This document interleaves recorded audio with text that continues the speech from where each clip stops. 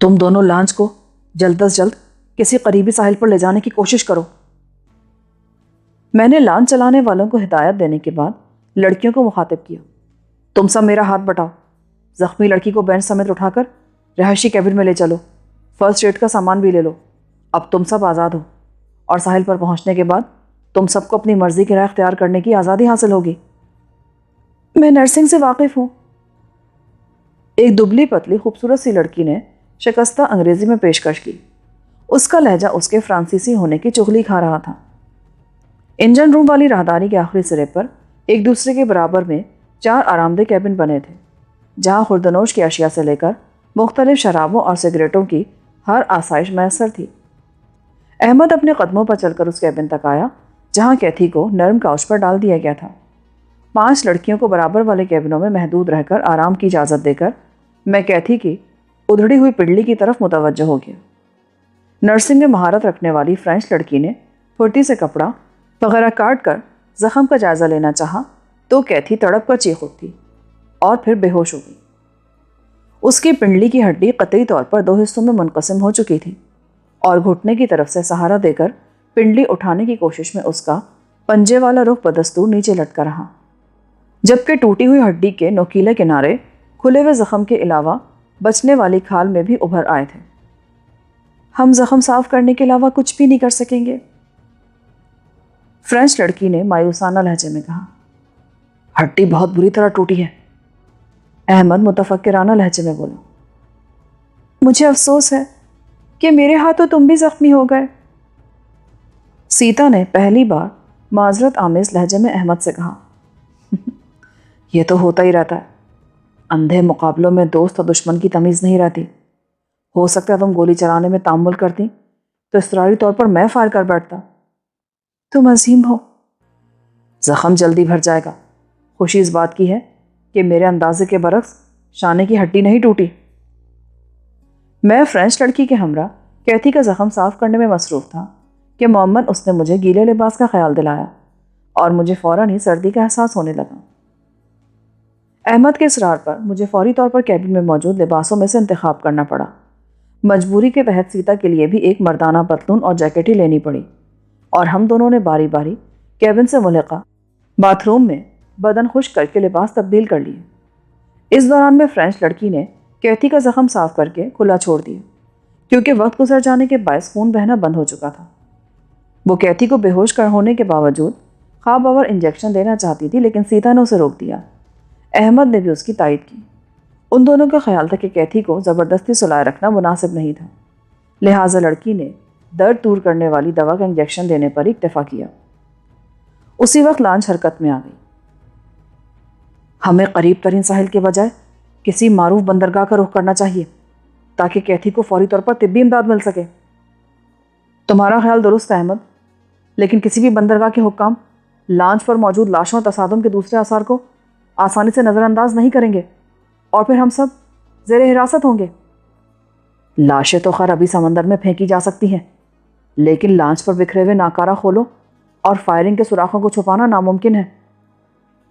ہمارے لیے سب سے مقدم کیتھی کی زندگی ہے، لیکن اس کے لیے یہ خطرہ بھی مول نہیں لیا جا سکتا کہ کیتھی سمیت ہم سب کسی زندان میں دھکیل دیے جائیں۔ کیوں نہ واپس مساوی چلا جائے، احمد نے کہا۔ شاید اب تک وہاں ہر طرف تلاش کی مہم کا آغاز ہو گیا ہوگا۔ ٹرالر میں پھنسے ہوئے لوگوں نے کسی نہ کسی طرح نجات پالی ہوگی۔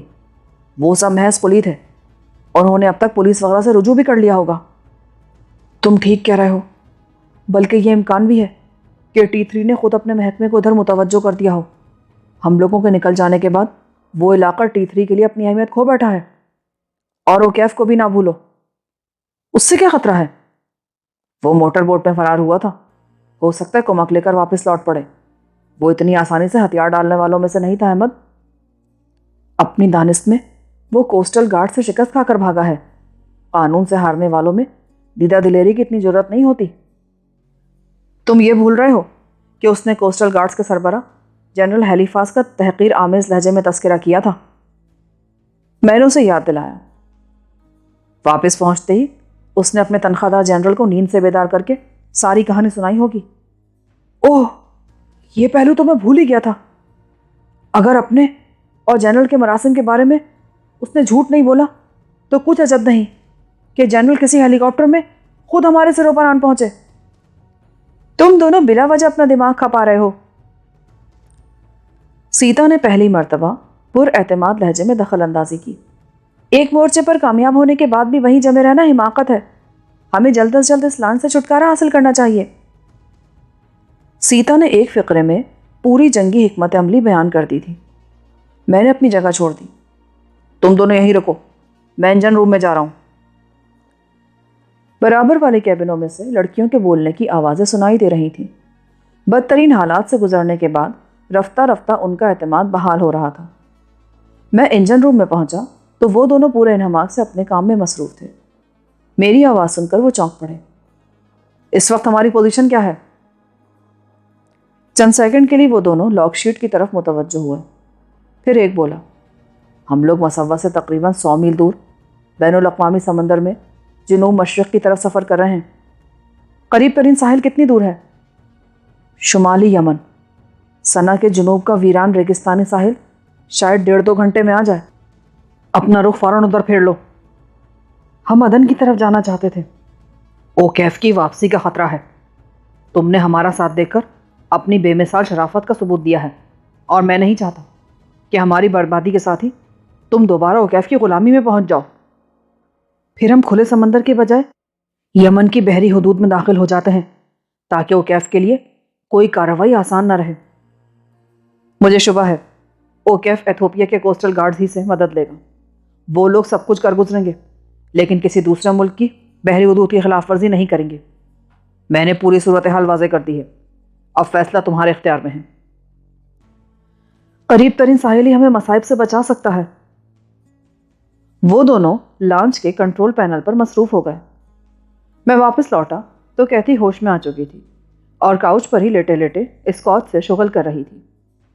مجھے دیکھتے اس کے چہرے پر رونق کی ایک لہر سی آ کر گزر گئی۔ فرینچ لڑکی شاید برابر والے کیبن میں چلی گئی تھی۔ اچھا ہوا کہ تم آ گئے۔ مدام پر مایوسی طاری ہے، کیتھی کے سرانے بیٹھے احمد نے کرب آلود لہجے میں کہا۔ شاید تم انہیں سمجھا سکو۔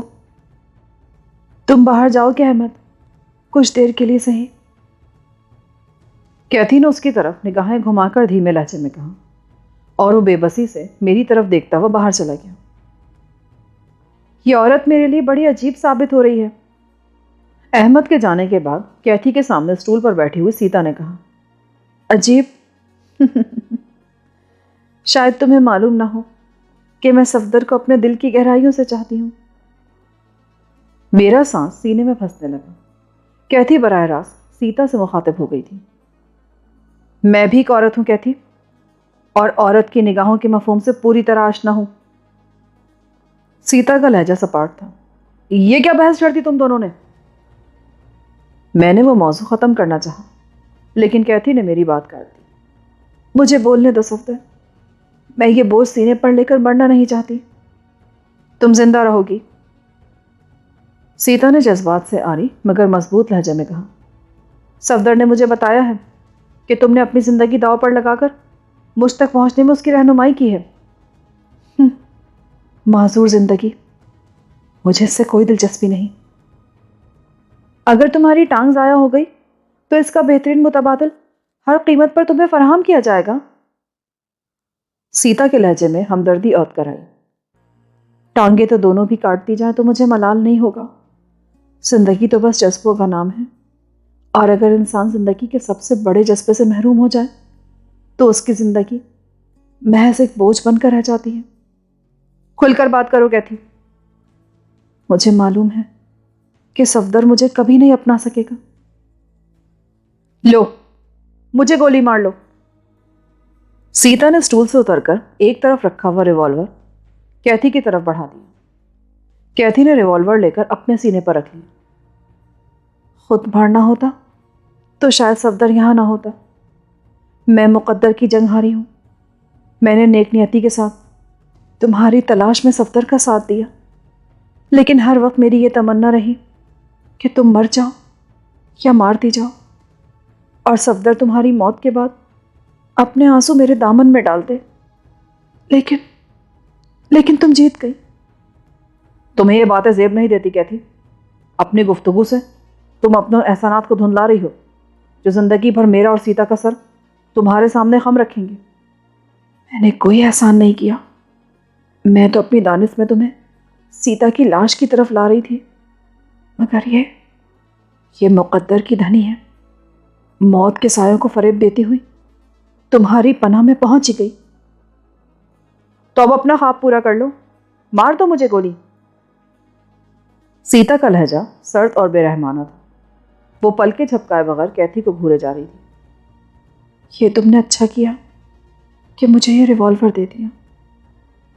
ٹریگر سے انگلی ہٹا لو کیتھی، ایسا نہ ہو کہ بے احتیاطی سے چل ہی جائے۔ اس نے اچانک نال سیتا کی طرف تان لی اور میں اچھل کر درمیان میں آ گیا۔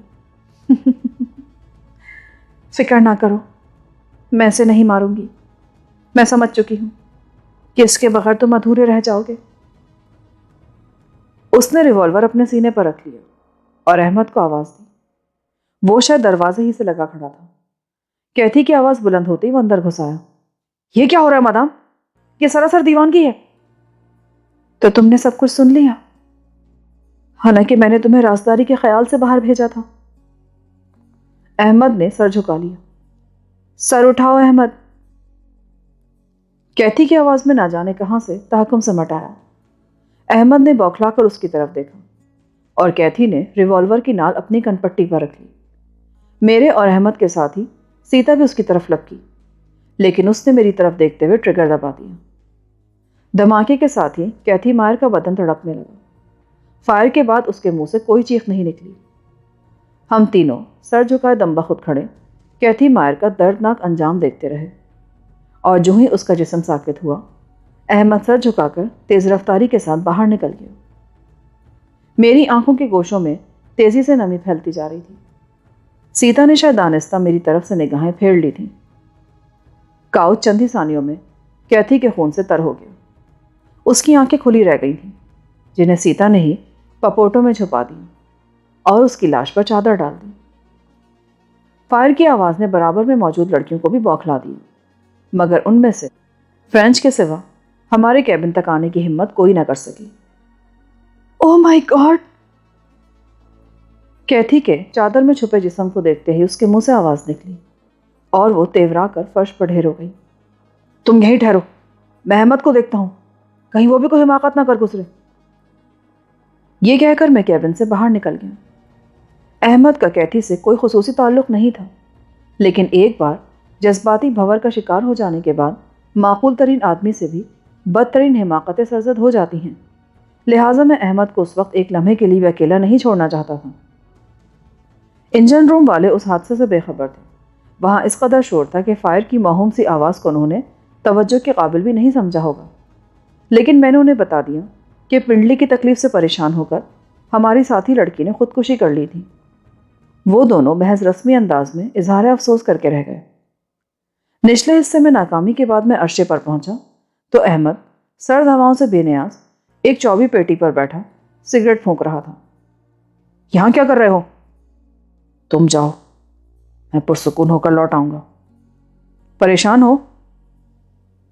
میں 2 مرتبہ محاذ پر لڑ چکا ہوں، مگر آج کی رات جیسی بیتوں کی خون ریزی ہوئی ہے، اس نے مجھے ہلا کر رکھ دیا ہے۔ کیتھی کی خودکشی تک تو تم اعتدال پر تھے۔ کوشش کر رہا تھا۔ کیتھی کی خودکشی برداشت کے تابوت میں آخری کیل ثابت ہوئی۔ مجرموں کے ساتھ ہی ہمارے ہاتھوں وہ بے قصور بھی مارے گئے جو محض اپنی روزی کمانے کے لیے لانچ پر ملازم تھے۔ میں نے اس سے بحث کرنی مناسب نہ سمجھی، ورنہ یہ بات وہ خود بھی جانتا تھا کہ ہمارے ہاتھوں صرف وہی لوگ مارے گئے تھے جنہوں نے مقابلے پر آنے کی جسارت کی تھی، ورنہ وہ 2 آدمی بھی نہ بچتے جن کی وجہ سے ہمارا سفر جاری تھا۔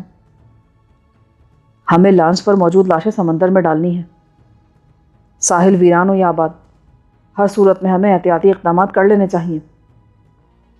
آؤ۔ اس نے اپنی جگہ چھوڑ دی۔ تمہارا شانہ زخمی ہے، تم ہر طرف چکر لگا کر بس یہ دیکھ لو کہ کہیں کوئی پڑا نہ رہ جائے۔ عرشے پر 4 لاشیں موجود تھیں جو میں نے یکے بعد دیگرے سمندر میں ڈال دیں۔ کیتھی کے بارے میں تذبذب میں مبتلا تھا کہ احمد خود ہی بول پڑا۔ مادام کی لاش کے بارے میں کیا خیال ہے؟ تمہیں علم ہے کہ وہ یہودی تھی؟ یہودی؟ PLO میں یہودی؟ یہ کیا کہہ رہے ہو تم؟ میں درست کہہ رہا ہوں، وہ یہودی ضرور تھی، مگر اس کی تمام تر ہمدردیاں تمہارے مقاصد کے لیے وقف تھیں۔ مجھے تو آج تک علم نہیں ہو سکا۔ البتہ مجھے مادام پر حیرت ضرور تھی۔ اب تو اس کی لاش بھی سمندر میں ہی ڈالنی ہوگی۔ مجھے اس کی زبان سے انہی الفاظ کا انتظار تھا۔ میں اس کے ساتھ کیبن میں پہنچا، پھر سیتا اور لوسی کی مدد سے کیتھی کے بے جان بدن کو عرشے پر لا کر احمد کے سامنے کنارے سے سمندر کی پرسکون موجوں کے حوالے کر دیا گیا۔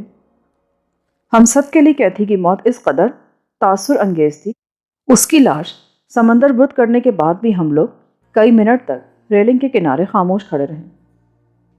میرا قیاس تھا کہ میری طرح ہر ایک کے ذہن میں کسی قیمتی شے کے بچھڑ جانے کا ایک چپتا ہوا احساس موجود تھا۔ نیچے پہنچنے پر سیتا کی زبانی معلوم ہوا کہ لڑکیاں بہتر حالت میں تھیں۔ فائر کے بارے میں انہیں بتا دیا گیا تھا۔ میں نے پہلی بار ان 6 لڑکیوں کو کیبن میں یکجا کر کے بغور دیکھا۔ ان میں ایک تو وہی فرینچ تھی جسے نرسنگ پر عبور تھا، 2 لڑکیاں برطانوی تھیں اور بقیہ 3 اطالوی، اسپینی اور جرمن تھیں۔ میرے نزدیک وہ سبھی حسین چہروں کی مالک تھیں اور انہیں مختلف مقامات سے مختلف طریقوں سے اغوا کیا گیا تھا۔ ان میں سے ہر لڑکی اغوا کے بعد متعدد ہاتھوں سے گزرتی ہوئی اس لانچ تک پہنچی تھی۔ اغوا اور سفر کے آغاز کے درمیان انہیں بارہا حیوانی سلوک کا نشانہ بنایا گیا اور دوران سفر بھی انہیں کسی بہتر رویے کی امید نہیں تھی، لیکن ان میں سے کسی کو بھی اس سفر کے مقاصد اور منزل کا علم نہیں تھا۔ جب انہیں میری زبانی علم ہوا کہ ان سب کو سفید فاموں کی حیوانی انداز میں افزائش نسل کے لیے جنوبی افریقہ لے جایا جا رہا تھا، تو وہ سب بھی ششدر رہ گئیں اور ان کی آنکھوں میں ہمارے لیے ممنونیت کے جذبات ابھر آئے۔ لانچ پر حالات بہت ناخوشگوار انداز میں سکون پذیر ہو چکے تھے۔ احمد کے زخم کی ڈریسنگ ہو چکی تھی اور کیتھی نے غیر متوقع انداز میں خودکشی کر کے ہر ایک کو اپنے زخم کی تشویش سے آزاد کر دیا تھا، لہٰذا آہستہ آہستہ سب منتشر ہو گئے۔ مجھے طویل مدت تک اس لڑکی کی موت کا قلق رہے گا۔ میرے اور سیتا کے سوا کیبن میں کوئی نہ رہا تو چند لمحوں کے سکوت کے بعد سیتا نے متاسفانہ لہجے میں کہا، وہ اپنی حماقت کا شکار ہوئی ہے۔ شاید آخری لمحوں پر اس کا دماغ الٹ گیا تھا۔ رقابت کے جذبے سے مغلوب ہو کر وہ خودکشی سے پہلے میرا بھی خاتمہ کر سکتی تھی، لیکن محض تمہاری وجہ سے وہ مجھے نقصان پہنچانے سے باز رہی۔ ہمارے تبصروں سے واپس نہیں لا سکتے، اس کے علاوہ بھی ہمارے پاس بہتیرے موضوعات ہیں۔ مجھے تو اپنے اوپر رشک آ رہا ہے۔ کیا حسین اتفاق ہے، میں تم سے ملی تو میں نے تمہارے ہاتھوں ایک حسین اور جوان لڑکی کی ناقدری بھی دیکھ لی۔ کیا تم مجھے واقعی اسی قدر چاہتے ہو؟ احمق ہو تم، مگر میں خوش نصیب ہوں۔ تمہاری تلاش کا ایک ایک لمحہ میری زندگی کا قیمتی اثاثہ ہے۔ اس بہانے میں نے زندگی کو بہت قریب سے دیکھا ہے اور اتنا کچھ سیکھا ہے جو شاید عام حالات میں عمر بھر بھی نہ سیکھ پاتی۔ مگر میں یہ جاننا چاہتا ہوں کہ تم امبالہ سے خاموشی سے کیوں فرار ہو گئی تھی؟ قانون کے ہرکارے تمہارے خون کے پیاسے ہو رہے تھے اور ہر جگہ تم میری وجہ سے پہچانے جا رہے تھے۔ اس رات تمہاری زبان سے یہی بات نکلی تو میرے دل کو جا لگی اور میں نے تنہا سرحد عبور کرنے کا فیصلہ کر لیا۔ مگر وہ تو میں نے مذاق میں کہا تھا۔ یہ مجھے بعد میں سمجھ آیا۔ میں 3 دن تک بھوکی پیاسی اور خوفزدہ حالت میں اسی شہر میں بھٹکتی رہی، پھر بدقت تمام واپس ہوٹل پہنچنے میں کامیاب ہوئی تو تم وہاں سے جا چکے تھے۔ میں سننا چاہتا ہوں، مجھے اپنی پوری کہانی سناؤ۔ وہ تھرماس اٹھا کر اس سے پانی پینے لگی۔ میری کہانی بہت عجیب بلکہ ناقابل یقین سی ہے۔ وہ 3 دن میرے لیے بدترین دن تھے۔ تم نے مختصر سے عرصے میں مجھے بہت کچھ بتا اور سکھا دیا تھا، لیکن میں اس قابل نہیں تھی کہ شہروں میں اپنی اجنبیت ظاہر کیے بغیر کسی سے کوئی بات کر سکوں۔ اس دوران میں 2 مرتبہ بدماش قسم کے آدمی بھی میرے پیچھے لگ گئے۔ ایک بار تو میں بچ نکلنے میں کامیاب ہو گئی، مگر دوسری بار ایک شخص میرے ہاتھوں بری طرح لہو لہان ہوا۔ کوئی مرد؟ میں بدترین قسم کے حالات میں قید و بند کا بھی شکار رہی، لیکن کوئی مرد مجھے اپنے عزائم کا نشانہ بنانے میں کامیاب نہیں ہو سکا۔ اس کے جواب پر میرے حلق میں پھنستا ہوا غیر مرئی سے گولا معدے میں اتر گیا۔ وہ لاکھ بے خوف اور دلیر سہی، مگر تھی تو ایک عورت ہی، اور اس پر مکمل بھروسہ ہونے کے باوجود میں اس کی زبان سے وہ الفاظ سننے کا منتظر تھا۔ تم سے بچھڑنے کے بعد ہی مجھے اندازہ ہو گیا تھا کہ ایک تنہا عورت کے لیے حسن کس قدر خطرناک ہوتا ہے، لہٰذا میں نے وحشیانہ تیور اختیار کر لیے۔ نرم خو عورت کی حیثیت سے میرا زندہ رہنا دشوار ہو جاتا، لہٰذا میں خونخوار ہو گئی۔ وہی ہمالیہ والی سیتا، سندری کی بیٹی اور بندروں کی ملکہ، شاید اس سے بھی زیادہ خوناشا۔ حالات نے آنن فانن میں میری کایا پلٹ کے رکھ دی تھی۔ تمہیں دوبارہ پا لینے کی ناقابل بیان تڑپ نے میری سوچ تک بدل کے رکھ دی، اور 7 دن کی جدوجہد کے بعد میں سرحد عبور کر کے پاکستان پہنچنے میں کامیاب ہو گئی۔ مگر کیسے؟ میں امبالہ سے بھٹکتی ہوئی کسی قصبے میں جا نکلی۔ وہاں سرحد پار جانے والے مال بردار ٹرک رکا کرتے تھے۔ مجھے بعد میں معلوم ہوا کہ وہ ٹرک پاکستان کے راستے افغانستان کے لیے مال لے جاتے تھے۔ میں کوشش کر کے ایک رات بوریے سے بھرے ہوئے ایک ٹرک میں ترپال کے نیچے جگہ بنانے میں کامیاب ہو گئی۔ اس سے بچھڑنے کے بعد میں اپنے مصائب کا شکار ہو کر رہ گیا تھا، اور سرحد عبور کرنے کے بجائے اسیر ہو کر سینکڑوں میل دور پہنچا دیا گیا تھا، جبکہ وہ 8ویں دن پاکستانی سرزمین پر پہنچنے میں کامیاب بھی ہو گئی تھی۔ اس کے نزدیک پاکستان صفدر علی کا وطن تھا۔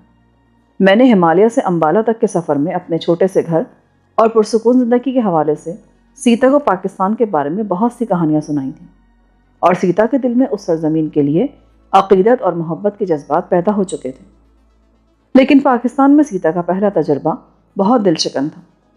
اسے جو پہلا شخص ملا وہ شرافت کے لبادے میں اس منڈی کا کارندہ تھا جہاں رات کے گناہ پرور اندھیرے میں جسموں کے مول چکائے جاتے تھے۔ سیتا کو فوری پناہ درکار تھی، لہٰذا وہ اس کے ساتھ ہو لی، مگر جب اس نے بجتے سازوں اور ناچتے جسموں کو دیکھا تو اس ماحول سے بے خبر ہونے کے باوجود وہ اصلیت سمجھ گئی اور وہاں سے بھاگ نکلی۔ اس کوشش میں اس کے ہاتھوں کئی افراد زخمی بھی ہوئے۔ وہ کئی روز تک ہر طرف سر ٹکراتی پھری، لیکن اسے کہیں جائے پناہ نہ مل سکی۔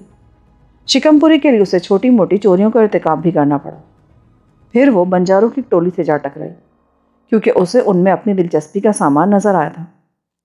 5 مردوں، 3 عورتوں اور 8 بچوں پر مشتمل خانہ بدوش شہر شہر گھوم کر جانوروں کے کرتب دکھا کر اپنی روزی کماتے تھے۔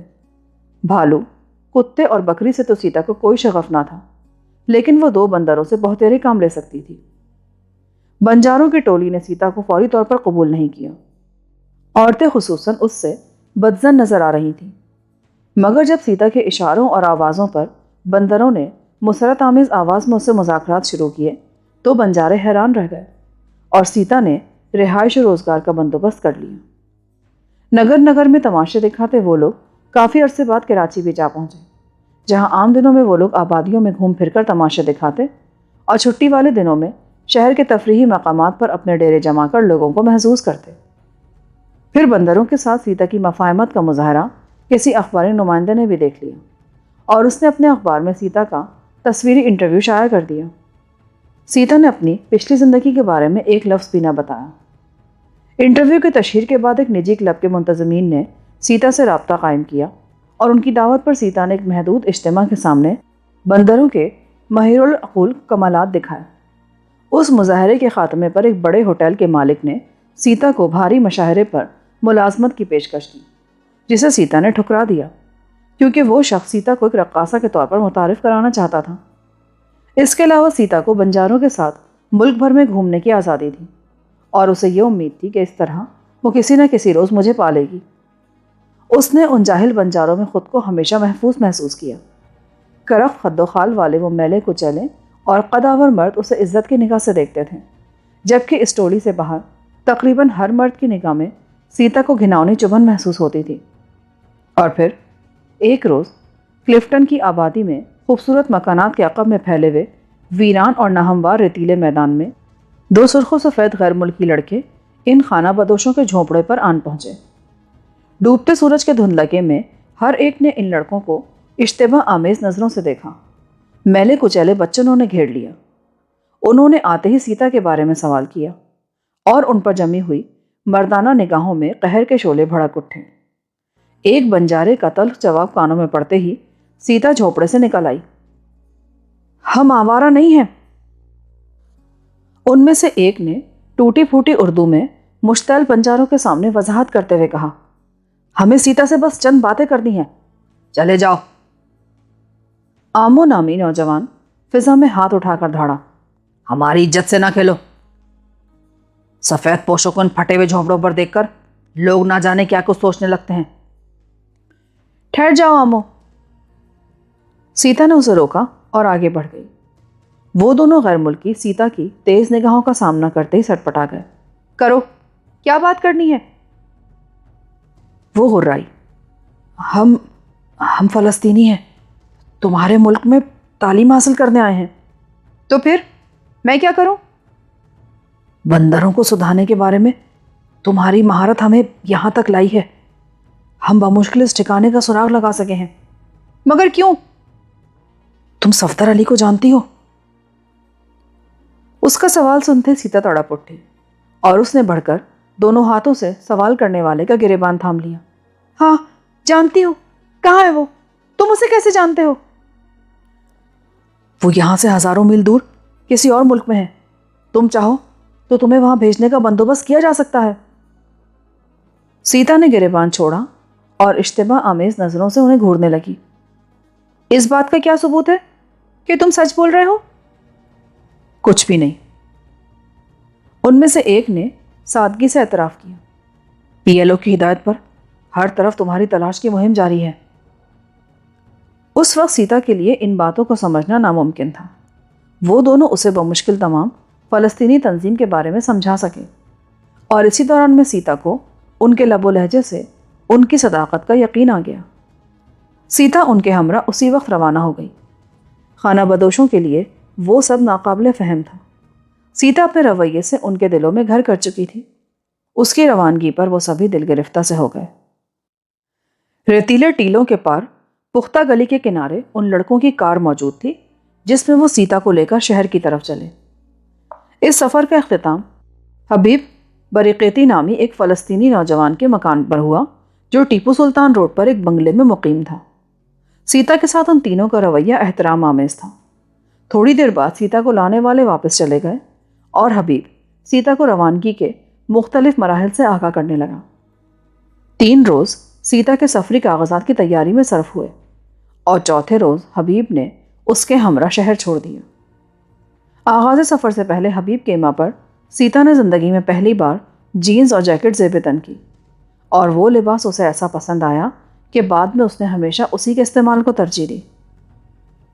جہاز کا سفر میرے لیے ایک سنسنی خیز تجربہ تھا، سیتا مجھے بتا رہی تھی۔ حبیب نے میرے لیے خاص طور پر کھڑکی سے ملک نشست لی تھی، لہٰذا جب رات کا جہاز زمین سے بلند ہوا تو زمین پر جھولتی ہوئی روشنیوں کا منظر میرے لیے بہت حیرتناک تھا۔ مگر تمہارا سفر کہاں کے لیے تھا؟ ایتھنز سے طیارہ بدل کر ہمیں طرابلس پہنچنا تھا۔ مجھے بتایا گیا تھا کہ طرابلس ہی میں میری اور تمہاری ملاقات کے انتظامات کیے جا رہے تھے۔ اسی وقت باہر راہداری میں کسی کے قدموں کا شور سنائی دیا اور ہم دونوں خاموش ہو کر دروازے کی طرف متوجہ ہو گئے۔ آنے والا احمد تھا۔ اس کے پھولے ہوئے سانس سے ظاہر ہو رہا تھا کہ وہ کافی دور سے دوڑتا ہوا وہاں تک آیا تھا۔ اس کے چہرے پر ہوائیاں اڑ رہی تھیں۔ ہیلی کاپٹر آ رہا ہے۔ اس کے منہ سے اسی قدر سن لینا کافی تھا۔ ہم تینوں اسٹین گنیں اٹھا کر باہر دوڑ لیے۔ کیا ہوا؟ ایک لڑکی نے کیبن کے دروازے سے سر نکال کر سہمے ہوئے لہجے میں سوال کیا۔ کیبنوں میں محدود رہو، وہ لوگ شکست کھانے کے بعد دوبارہ واپس لوٹے ہیں۔ میں نے رکے بغیر کہا۔ ہم تینوں سیڑھیاں عبور کر کے عرشے پر پہنچے تو سفید ہیلی کاپٹر سمندر پر نیچی پرواز کر کے بہت قریب آ چکا تھا۔ جو ہی ہیلی لانچ پر آ کر لہجے بھر کے لیے معلق ہوا، ایک رسے کے سہارے ہوا باز کے لباس میں ملبوس ایک شخص عرشے پر کود آیا اور ہیلی کاپٹر آگے بڑھ گیا۔ میں نے اترنے والے کو فوراً ہی اسٹین گن کی زد پر لے لیا تھا، مگر اس کا چہرہ دیکھتے ہی اسٹین گن کی نال خود بخود جھک گئی تھی۔ کیا ہو رہا ہے؟ وہ سر پر سے خود اتارتے ہوئے مسکرا کر بولا۔ تمہارے ساتھ ہیلی میں دوسرا کون ہے؟ احمد نے حیرت سے کہا۔ میرا ساتھی؟ مگر تم تو کہہ رہے تھے کہ وہ شراب کے نشے میں دھت کہیں پڑا ہوگا۔ جنرل ہیلی فاس کے احکام سن کر اس کے سارے ہی ماتحتوں کا نشہ حیران ہو جاتا ہے۔